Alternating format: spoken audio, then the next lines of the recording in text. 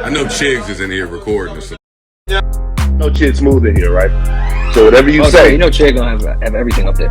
whatever you say, Chid's gonna be on YouTube with it, man. And cut. All right, Tyrese, good job on this one. Let's do one more scene. Take it from the top. This time, a little bit more emotion. Let us know you really mean it. You ever have that one friend that just loves attention? They love to look at themselves in the mirror. They love to listen to themselves speak. No matter what, they have to let people know how they're feeling at all times. Well, that's Tyrese. Now, after Tyrese did an interview with the Breakfast Club this week, which was a pretty good interview, him and Envy addressed their issues. I'm sure you guys saw the video of Envy telling Tyrese that he was gonna box his mouth for the disrespectful things he said to his wife. This morning, Tyrese woke up and said, you know what I should do? Let me get on IG Live for about an hour and a half and really let Envy and Charlamagne know how I felt about the interview. Now, I'm gonna play this clip for you guys shortly, but make sure you guys go to Tyrese's IG to go watch the full thing. It's actually very interesting. He ends up saying that him and Envy are actually strangers. Obviously, this coming from Tyrese, who's a pretty good actor. You can't really decipher what's actually real and what's not. But Tyrese also took a dig at Charlamagne. Low-key, he kind of tried to call Charlamagne a fake mental health advocate. Says that even though Charlamagne is big on mental health, he actually contributed to the downfall of his mental health. So what you guys think about this, man? Are you guys giving any credence to this? Post comments below. Subscribe to my channel. Like this video. I'll see you guys later. Some very disappointing reveals.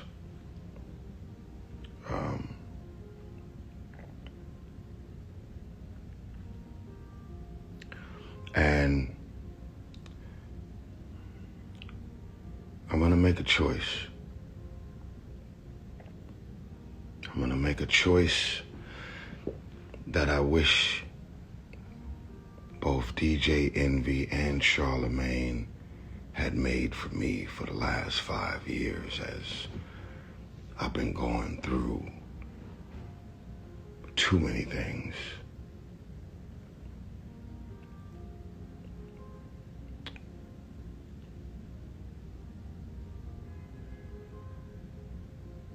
I'm gonna make a choice to leave this shit alone.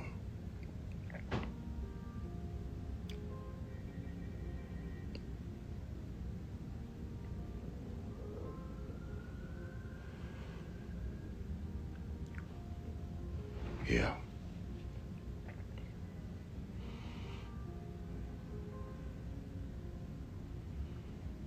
Y'all know,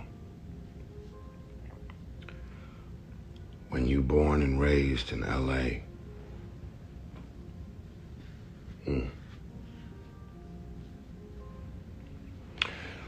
when you born and raised in Watts in South Central LA, see, it's one thing to know hood niggas, it's another thing to be a hood nigga. And y'all know, real niggas know, the moment that he said,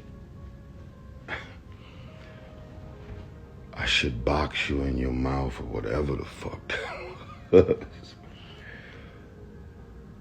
it took everything in me to stay seated in that seat.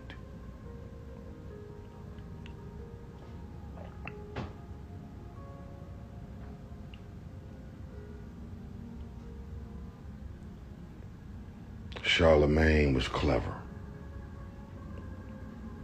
because he knew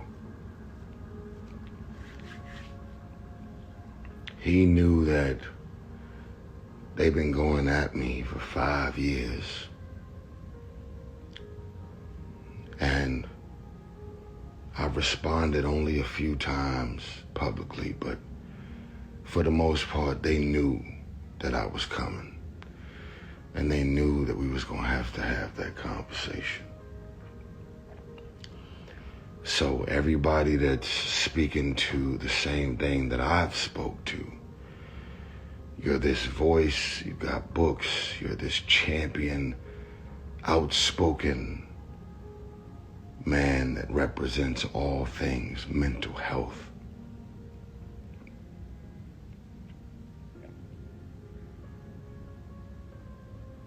And yet,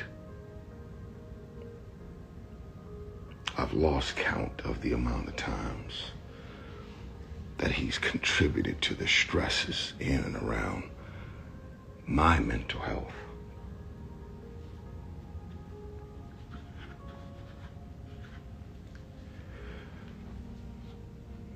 From being insensitive or just deciding to talk about a man that he actually knows. Never said he was my friend. Never said we were childhood homies. But like I mentioned to Envy, I feel like I know y'all enough to have some type of an expectation of you guys to just have a heart and just simply be able to say, man, I couldn't imagine what it would be like to come home to an empty house, no wife, and your child get taken from you while you're out of town. Just have a heart. Do your job. Talk your shit. I get it. But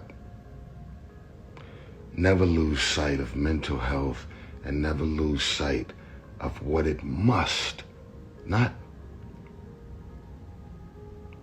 what it feels like to go home to no wife, what it must feel. See, when you actually have empathy and you have a heart, you put yourself in other people's shoes. And you, as a man of integrity, you make the decision to not beat a man down with your words when you see that they're already down. You make that choice. And they've been through some shit, some real shit. And Envy is currently going through some real shit.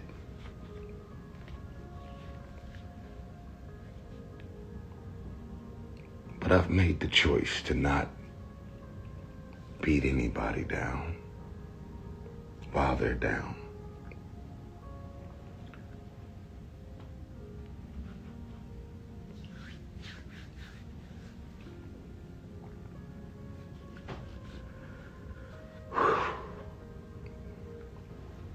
Didn't plan on getting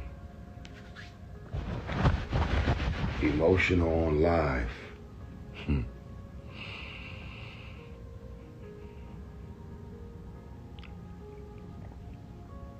Y'all know I could use my words.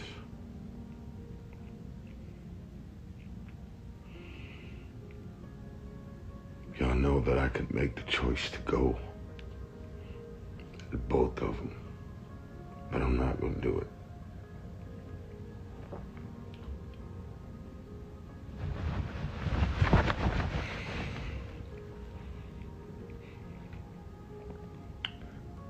The choice that I'm going to make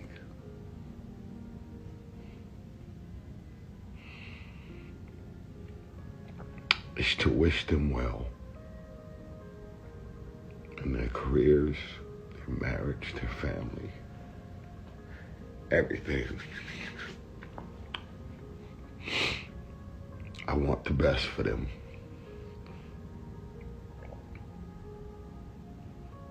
I really do. I want to say thank you to Jess. I hope they officially add you to the show.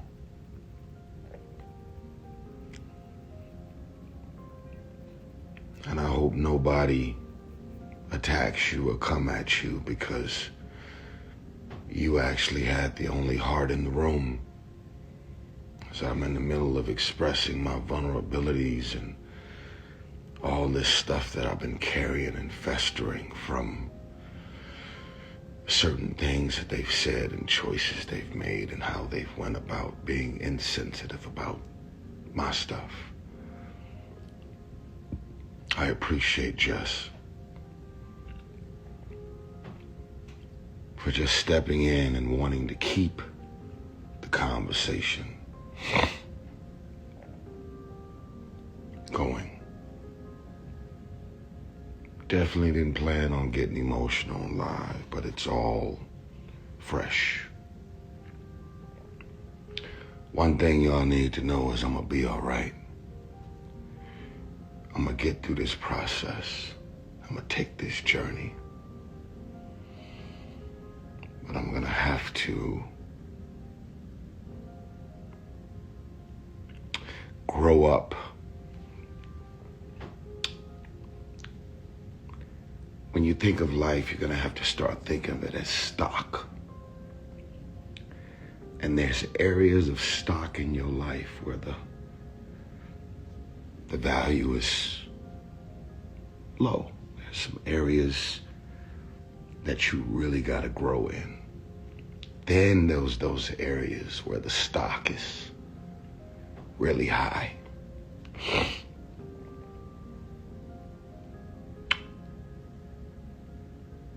And for everybody who knows me, and for everybody who turned on me, never called, never checked on me, never came, never tried to pull up on me, never tried to come put their eyes on me and make sure I was good. I know one thing's for sure. As y'all have watched this Breakfast Club interview, y'all was happy as a motherfucker that I never called your name. Y'all was at home like, everything that I'm describing about Envy or Charlamagne, I could have easily mentioned you. You turned your back on me too, and I never turned on you. I went above and beyond for you too, and you never even simply checked on me. You were at home. Please don't let this nigga bring me up or bring me into the conversation. Don't worry about it. You're good. You know what you did. And you know what you didn't do. And you know what you should have did that you never did. And I wish you well too. The area in my life where the stock is low, I want to talk about the areas where the stock is high. The areas in my life where the stock is low is for some reason, by now,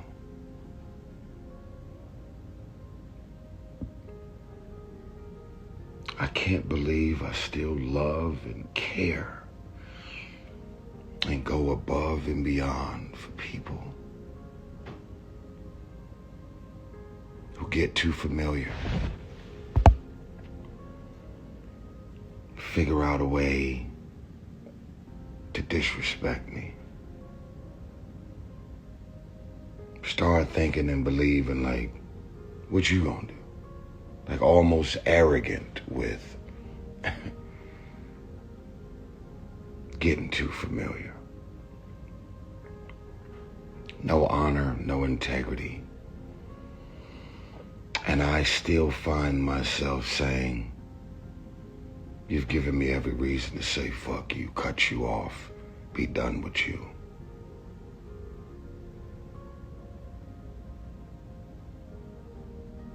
But I'd much rather talk to you than talk about you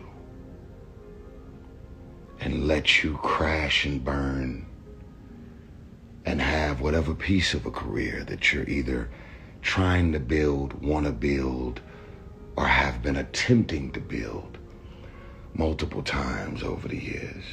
You can say a lot of things about me, but you can't say I'm not successful.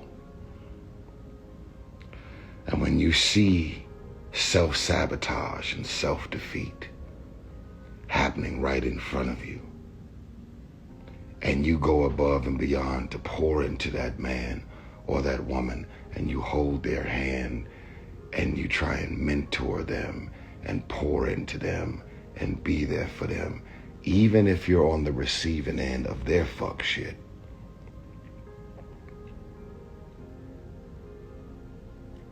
That's an area in my life where the stock is really low, because I'm supposed to not give a fuck about nobody but myself.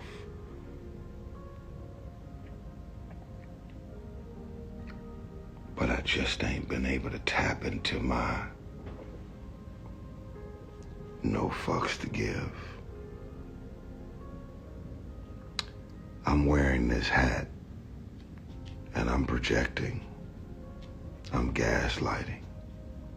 Nothing about this hat is true. It's just the opposite. I give a fuck. I feel everything.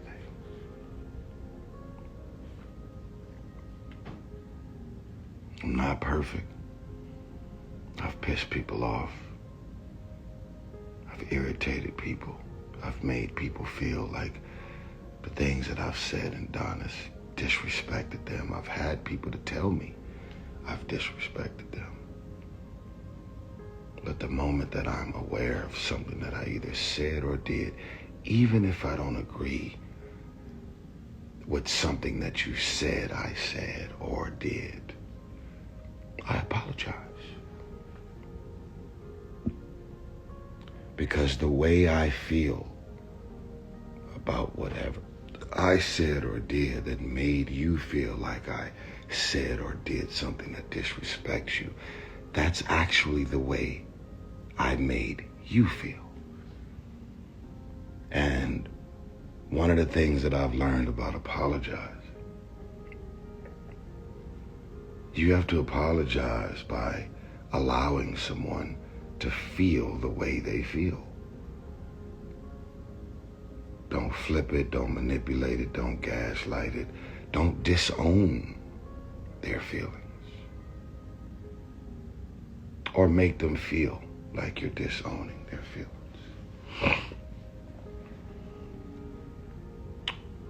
However,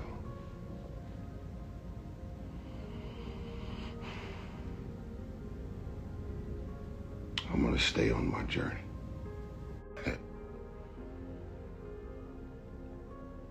You're raised as a monster. You're raised as someone who lives this life right here. Got no fucks to give. That's what the hood will raise you to be. I tell people all the time, I may have a lot of teeth in my mouth. I may always have the biggest charm and charisma and personality in most rooms I go to. As a matter of fact, I have had people laughing in the Fast and the Furious for 20 years, even though Wikipedia refused to call me a comedian. We'll deal with that later. You funny, you do comedy, but you're not a comedian. And that's cool, that's cool, that's cool, don't worry. Imagine the people that are actually my friends, actually my family, actually my loved ones, actually people that I love that I met in the business. Imagine if I went that far for a complete stranger. Imagine how I go above and beyond for the people that I actually love.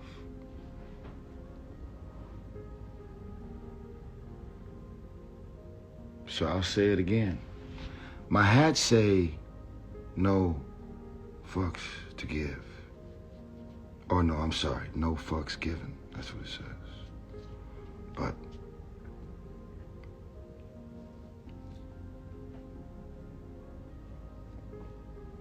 my hat is not true. I give a fuck.